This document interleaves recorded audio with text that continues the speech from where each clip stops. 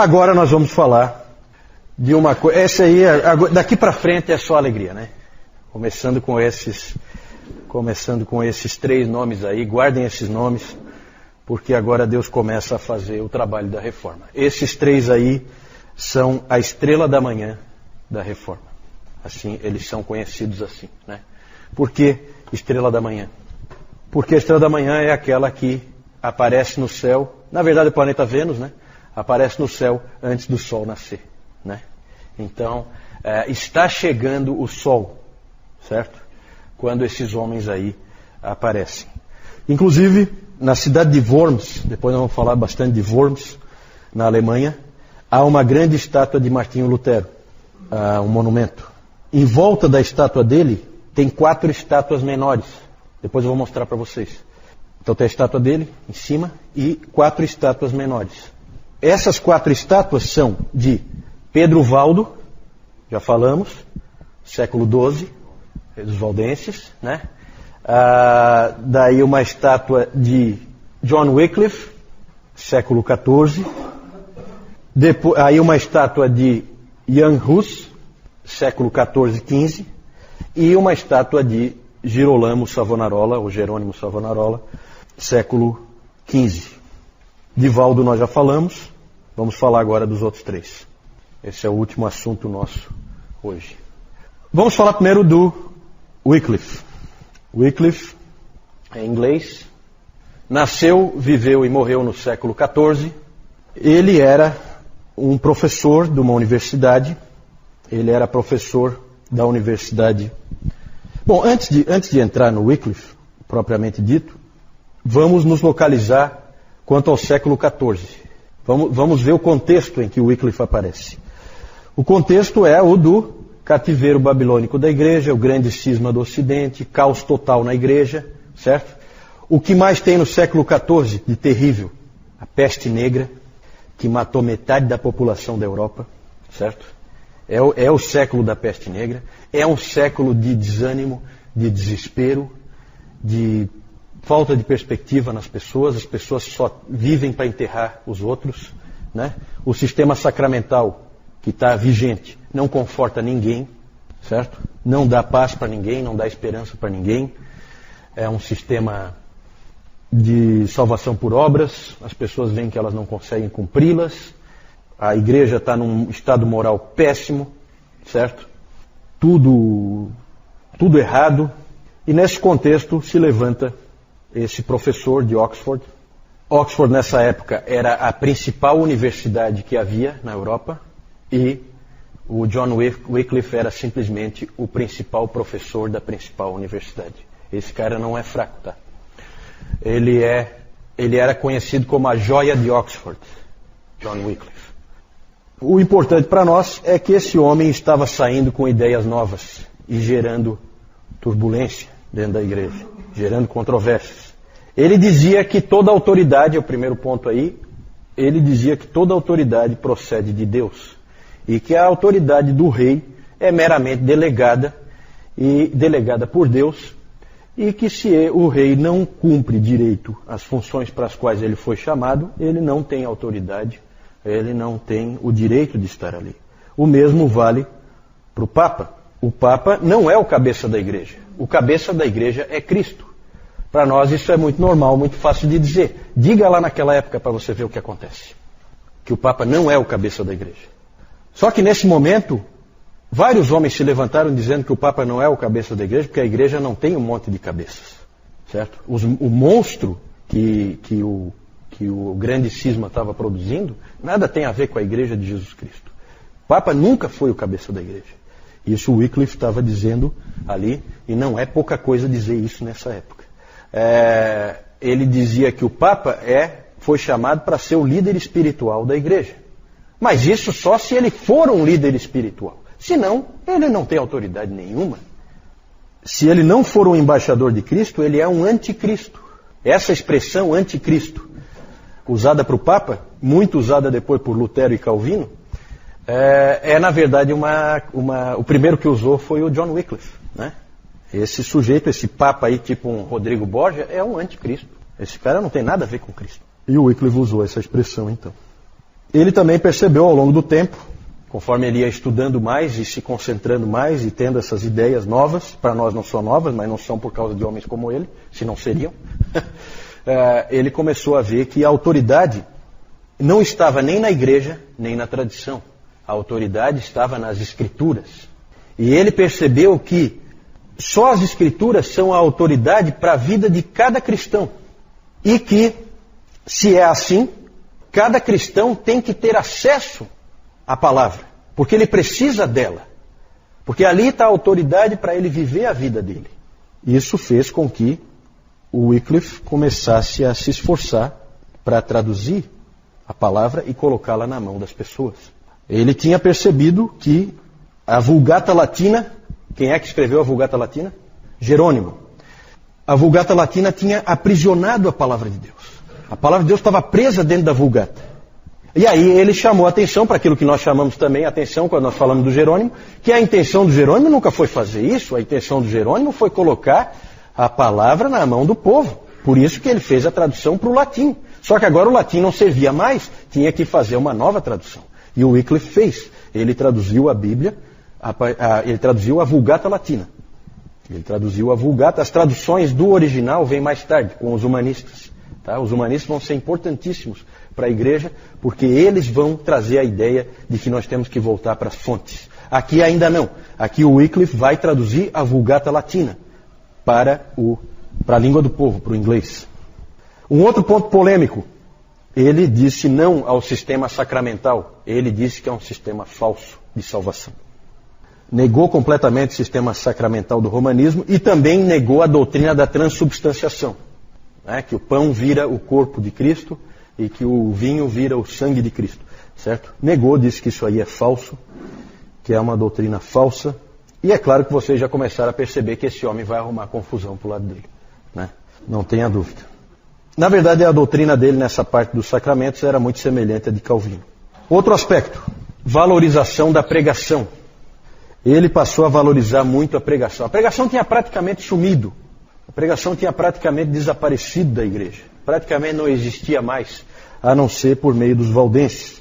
Mas os valdenses são um pequeno grupo perseguido, escondido, que não tem alcance. Né? A igreja oficial, os padres são incapazes de pregar qualquer coisa porque eles não sabem nada. Né? Ficou aquela ideia de que o importante é a missa, como é hoje ainda. Certo? Se tiver pregação da palavra, não faz a menor diferença porque isso não é importante. Para o Wycliffe, ele viu que a pregação é fundamental. Ele chegou a dizer o seguinte: a pregação do evangelho excede infinitamente a oração e a administração dos sacramentos. Claro que aí ele exagerou um pouquinho, né? Mas ele chegou a dizer isso.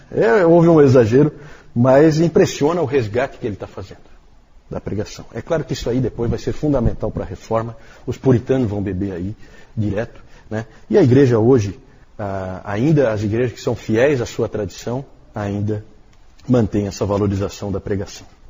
Uma das coisas marcantes é que nós estávamos de novo diante de um agostiniano que cria nas doutrinas da graça, certo? Coisa rara. Cria na eleição, cria na graça. Ele tinha sido muito influenciado por um outro homem, que é pouco conhecido, que é esse aí, o Thomas Bradwardine. Esse homem, eu vejo assim, ele só é pouco conhecido porque quando ele assumiu como arcebispo da Cantuária, ele só ficou 40 dias no cargo porque ele foi ceifado pela peste negra, certo? Ele acabou morrendo da peste negra, mas ele escreveu livros influentes de matemática e de física. Ele era um professor, influenciou muito o Wycliffe. Ele escreveu livros de matemática, livros de física, e escreveu um livro sobre a graça, cujo título era Sobre a Causa de Deus contra os Pelagianos. E é um livro em que há ali um agostiniano típico, trazendo a doutrina da graça de volta. Era a primeira vez que alguém fazia algo a respeito, desde o Gottschalk. Nós falamos do Gottschalk no domingo passado. No século IX, o Gottschalk foi espancado e depois foi jogado na prisão e tal, porque ele defendeu a doutrina da graça, a doutrina da eleição, conforme Agostinho tinha defendido. E então, desde o século IX, não tinha mais ninguém aparecido. E o Bradwardine trouxe isso de volta. Quando o Bradwardine morreu, o Wycliffe tinha 19 anos. Um livro importante do John Wycliffe é Pequena Regra da Vida, é o título do livro. Lá naquele livro você pode ler coisas do tipo assim, ó, no fim do dia, pense em como você ofendeu a Deus. E pense em quão graciosamente Deus te salvou, não para te deixar abandonado à própria sorte, mas para viver sob a sua misericórdia e bondade. Isso é graça. Para nós, um texto desse é normal. Para eles, é novidade. Para eles, é esperança. Isso aí. Né? Num mundo que não traz esperança nenhuma. Tem historiadores que escrevem sobre o século XIV e falam que o consolo nosso é que já existiu um século como o século XIV. Né? Porque é quase que o inferno na Terra você viver nessa época. Muitas pessoas ouviram essa mensagem cheia de vida e foram cativados por ela. E rapidamente o Wycliffe passou a ter seguidores. E esses seguidores foram chamados de Lollardos. Boa parte desses Lollardos tornaram-se pregadores. Esse nome Lollardos ninguém sabe direito qual é a origem dele, mas foi assim que eles foram chamados, os seguidores das doutrinas de Wycliffe. Há um escrito da época que diz o seguinte: é difícil alguém encontrar duas pessoas na estrada sem que uma delas seja um discípulo de Wycliffe. Tal a influência que o Wycliffe estava conseguindo naquela época. E é claro que ele podia ser chamado pelas pessoas de joia de Oxford, mas para o Papa, o título que ele recebia do Papa era o mestre de todos os erros. Esse é o título que o Papa deu para ele.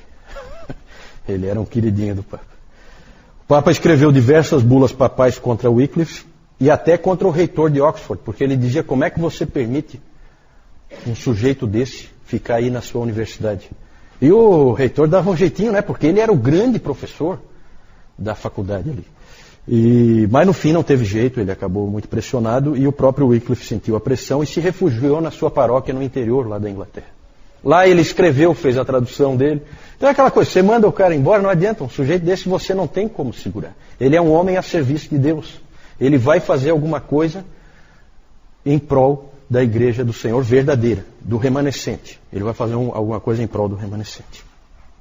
A igreja convocou um concílio em 1382 para condenar os ensinos de Wycliffe. Esse concílio é conhecido, 1382, tá? Esse concílio é conhecido como o concílio do terremoto. Porque no meio do concílio houve um enorme terremoto, derrubou um monte de paredes, derrubou torres. Foi um terremoto fortíssimo. E aí é aquela coisa, né? Providência de Deus. Cada um interpreta como quer. Quem era do lado do Papa disse que o terremoto aconteceu mostrando a ira de Deus contra Wycliffe e os seus ensinos absurdos. E quem era do Wycliffe dizia que aquilo ali era a condenação de Deus sobre o concílio. Né? Então é aquela coisa, cada um interpreta ao seu bel prazer. Né? Não tem validade nenhuma a interpretação da providência. Né? A gente vê por esses acontecimentos históricos. Mas é conhecido como 1382, o concílio do terremoto. O interessante disso tudo é que Wycliffe, da mesma forma que Lutero, são personagens da história da igreja que impressionam por terem morrido de morte natural. Né? Lutero e Wycliffe sempre chamam a atenção por ter morrido de morte natural, o que era improvável, dadas as características do que eles faziam. Mas é que havia muita turbulência acontecendo com o papado, e aí a atenção não deu para focar. Né? Havia muita turbulência lá com aquela coisa da divisão, 3 papas, 2 papas, 3 papas. E aí então ele acabou morrendo de morte natural em 1384. Mas a igreja fez de tudo para acabar com a influência dele. Olha só, em 1428, isso dá o quê? 40 e poucos anos depois, os ossos dele, por ordem da igreja, os ossos dele foram desenterrados, foram queimados, os ossos, e as cinzas foram jogadas num ribeirão. Né? Alguém até disse que quando jogaram as cinzas dele no ribeirão, o ribeirão correu para um rio, o rio correu para um rio maior, e o rio maior desagou no oceano, e ninguém mais segurava o ensino de John Wycliffe. Né? Então, claro, uma maneira poética de colocar, né? Mas o que adianta, né, você fazer uma coisa ridícula como essa aí, A intenção era dar uma demonstração de força e mostrar que não é um herege, não tivemos a oportunidade de queimar em vida, vamos queimar depois de morto. Muito ridículo, realmente, ridículo. O Concílio de Constança, em 1415, condenou os ensinos de Wycliffe e aproveitou a oportunidade para pegar um discípulo, um seguidor, vamos dizer assim, não um discípulo, mas um seguidor de John Wycliffe, e aproveitou para queimar ele como uma demonstração de força em pleno concílio. O nome dele, Jan Hus. Eu até fui ver certinho a pronúncia, nós estávamos discutindo depois do último CTB, a pronúncia correta, e lá no Wikipédia você pode colocar lá um áudio em que tem a pronúncia exata do nome dele, que a gente tem um pouco de dificuldade de saber, porque ele é um boêmio, não no sentido negativo da palavra, mas ele é um morador da Boêmia, um cara que nasceu na Boêmia, certo? E aí, então, é outra língua que a gente não conhece, não sabe como pronuncia, mas a pronúncia é Jan Hus. Na verdade, Jan é um apelido para Johannes, é João, Por isso que às vezes em inglês é colocado como John Hus e em português às vezes João Hus. Esse sujeito, ele era natural da Boêmia, a atual República Tcheca. Ele só tinha 12 anos quando Wycliffe morreu. Mais estudantes que foram estudar em Oxford. Oxford, como eu disse, era a principal universidade da Europa, e muitos caras feras iam para lá, estudar lá. E eles trouxeram as ideias, as doutrinas e livros. Os livros sempre são perigosos, E trouxeram livros para a Boêmia. E o Hus começou a ler esses livros e foi grandemente influenciado pelo ensino de John Wycliffe. Hus estudou na Universidade de Praga, depois se tornou professor da Universidade de Praga, e depois ele se tornou reitor da Universidade de Praga. E também ele era pastor de uma igreja em Praga, a chamada Capela de Belém. Essa igreja tinha sido construída por dois indivíduos ricos que queriam que a palavra fosse pregada na língua do povo. Então eles financiaram a construção dessa capela para que pudesse haver pregação na língua do povo. E ali não havia ninguém melhor do que esse grande pregador que foi o Jan Hus. Ali podia se juntar de 1.000 a 2.000 pessoas para ouvir as grandes pregações do Hus. Nas grandes doutrinas, Hus seguia o entendimento do John Wycliffe. Lá em Constança, ele disse que de fato ele cria da mesma maneira que o Wycliffe, mas não porque eram doutrinas de Wycliffe, mas porque eram doutrinas de Jesus Cristo. Foi isso que ele disse, certo? Coincide com Wycliffe, porque ele crê em doutrinas de Cristo e eu também, no ensino de Jesus Cristo. Em Praga ele dizia nas pregações dele que não importava se havia 2 ou 3 papas, Cristo é o cabeça da igreja e ele cuida da sua igreja, certo? Pode ter quantos papas forem, não faz a menor diferença. Pregou a salvação pela graça, pregou a autoridade da Bíblia, só da Bíblia, única autoridade. E esse também era o tempo das indulgências. Vocês aí, quando lerem o texto que nós entregamos, vão ver a ideia das indulgências ali aparecendo, em todas as igrejas de Praga vocês sabem que é uma grande cidade, ainda hoje é uma grande cidade, em todas as igrejas de Praga as indulgências eram comercializadas, menos na igreja de Jan Hus. Lá não entrava, de jeito nenhum. Ele pregava assim, deixe quem quiser proclamar o contrário. Deixem o Papa, ou um bispo, ou um padre dizer, eu perdoo teus pecados, eu te absolvo das tuas penalidades, eu te liberto do sofrimento do inferno. Tudo isso é inútil, não te traz benefício algum. Só Deus, eu repito, só Deus pode perdoar pecados por meio de Cristo. Ele perdoa aqueles que verdadeiramente se arrependem. Grande pregação, gente, vocês já perceberam, grande pregação estava ocorrendo ali, naquela igreja. E, claro, grandes problemas também adviriam dela, pode ter certeza. Aí, vamos falar então dos problemas.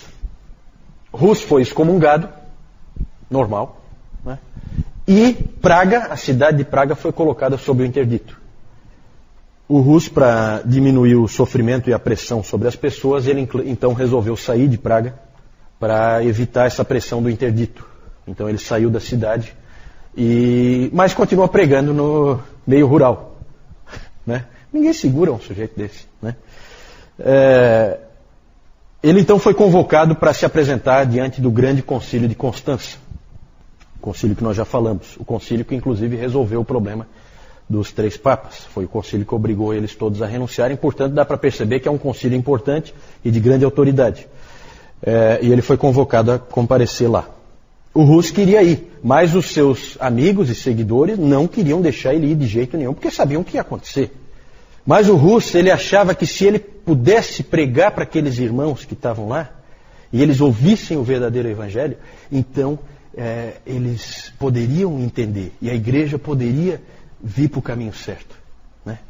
É claro que isso aí é uma ilusão, é um sonho. Né? Eles nem sequer permitiram que ele pregasse. Até porque eles tinham medo da pregação dele. Ele sequer pôde pregar. O imperador, localizem-se, tá? Imperador é o imperador do Santo Império Romano. É o imperador germânico.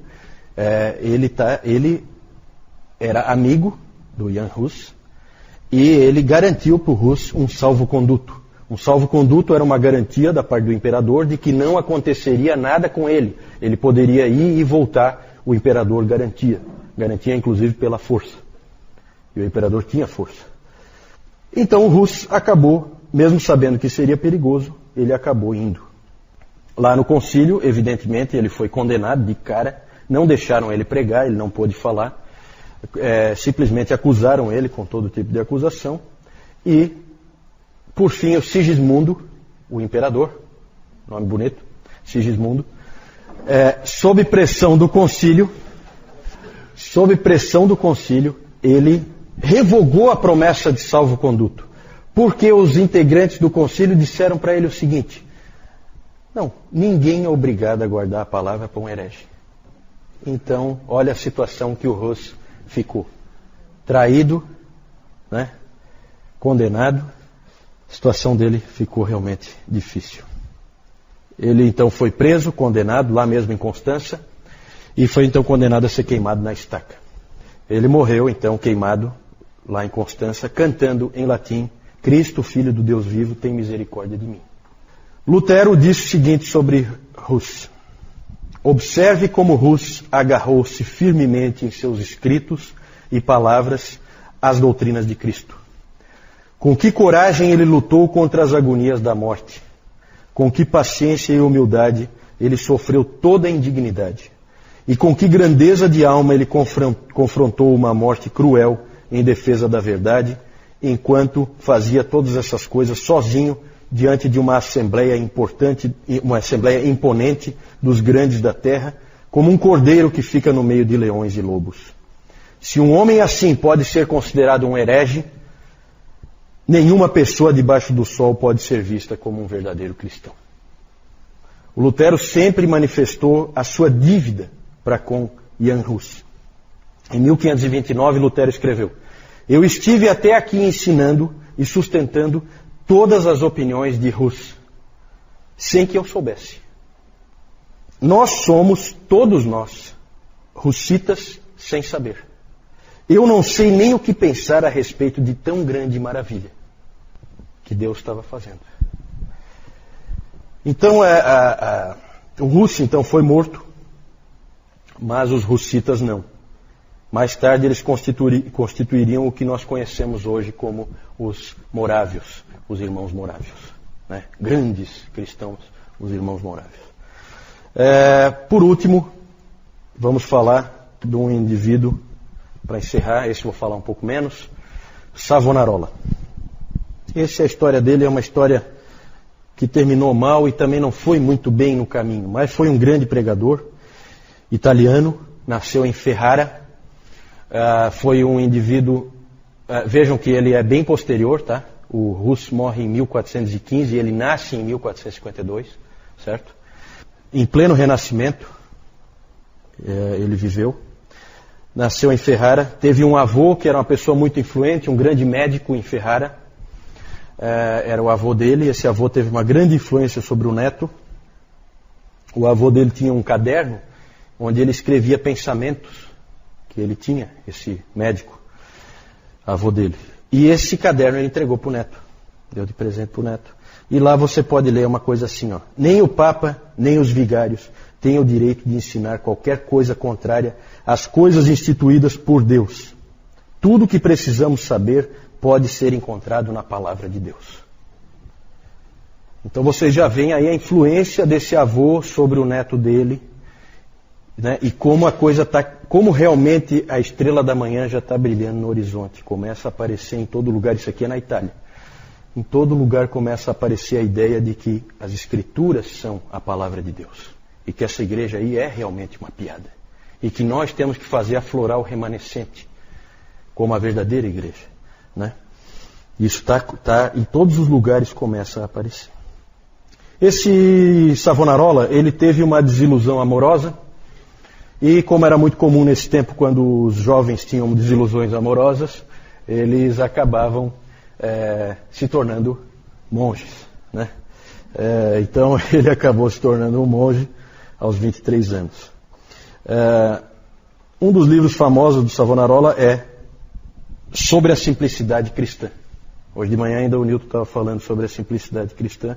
Sempre quando a igreja se aproxima da palavra, ela enfatiza esse aspecto de simplicidade, tanto doutrinária como de vida. Tornou-se um grande pregador. Ele não era no início, mas ele acabou se tornando.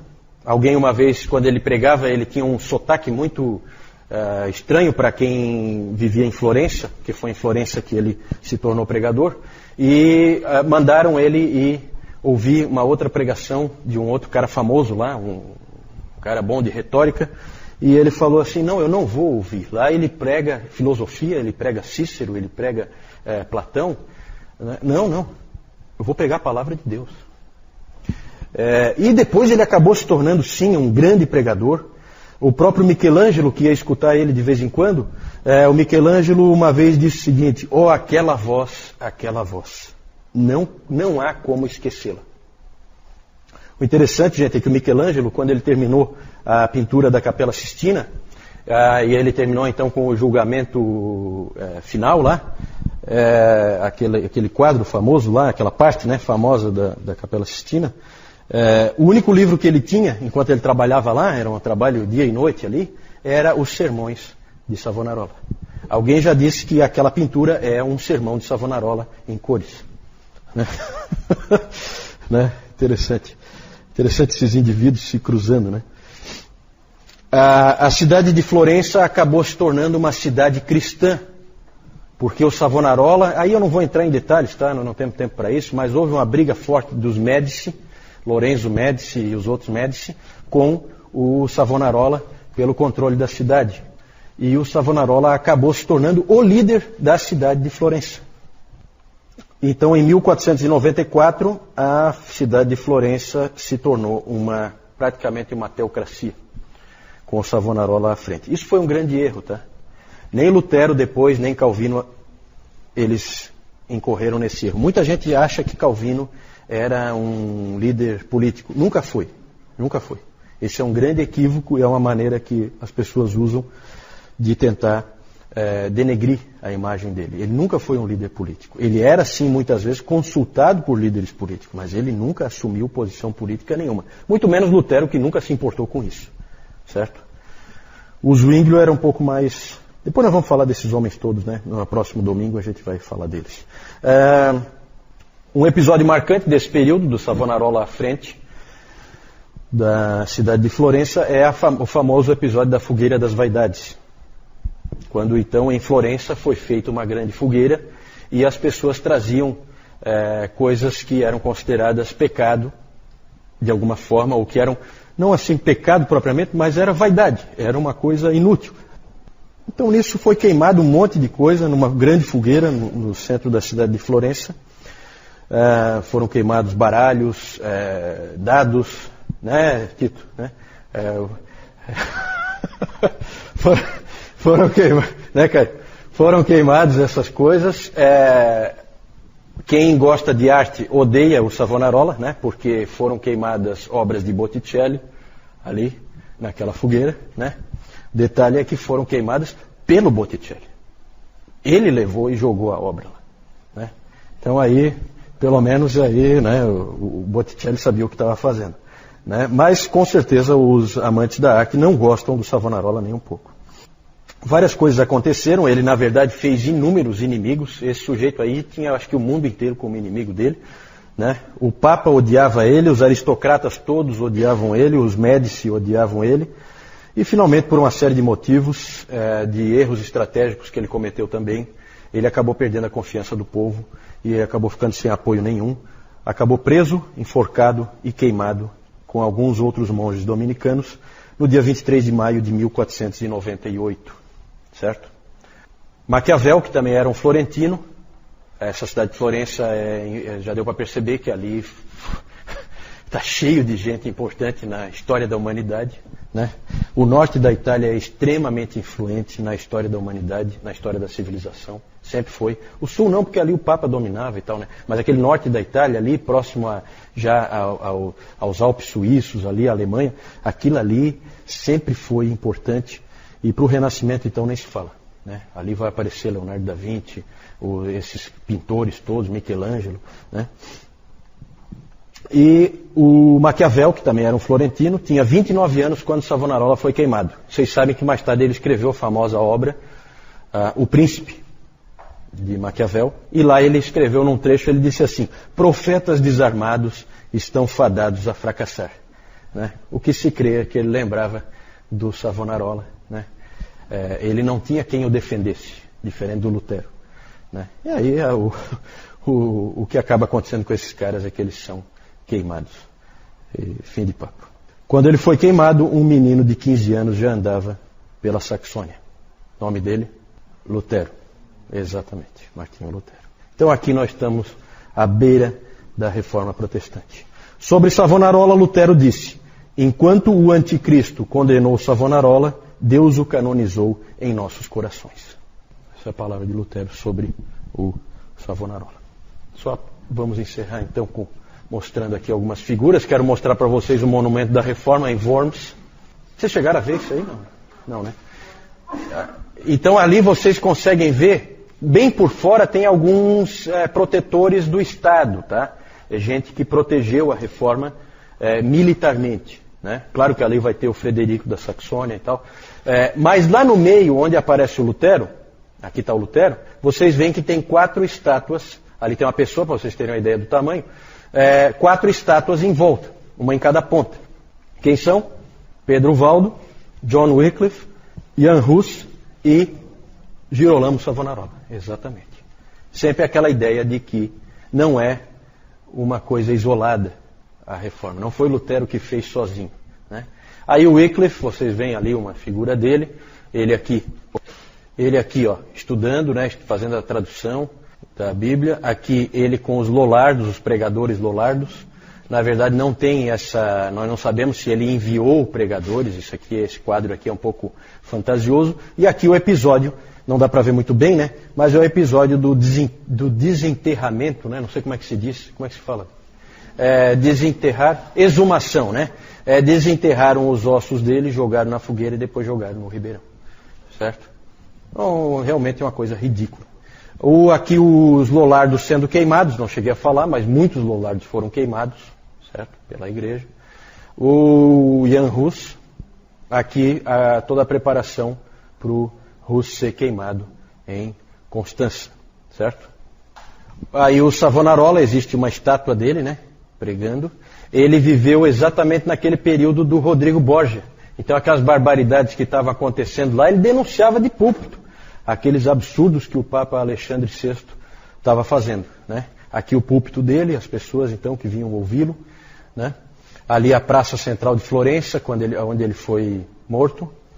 E aqui uma figura dele, né? Eu acho que a desilusão amorosa dele tinha razão de ser, né?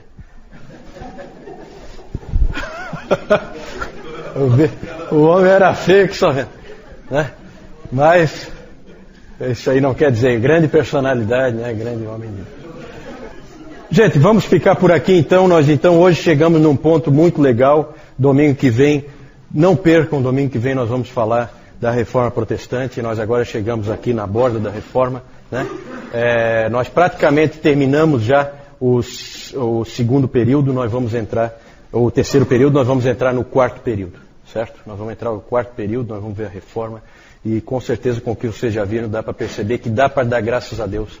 Porque, pelo que esses hereges com os quais nós nos identificamos, e portanto nós somos hereges também, do ponto de vista do catolicismo romano, né? Dá para ver o quanto a gente se identifica com eles e o quanto eles foram importantes para nos entregar o pensamento certo.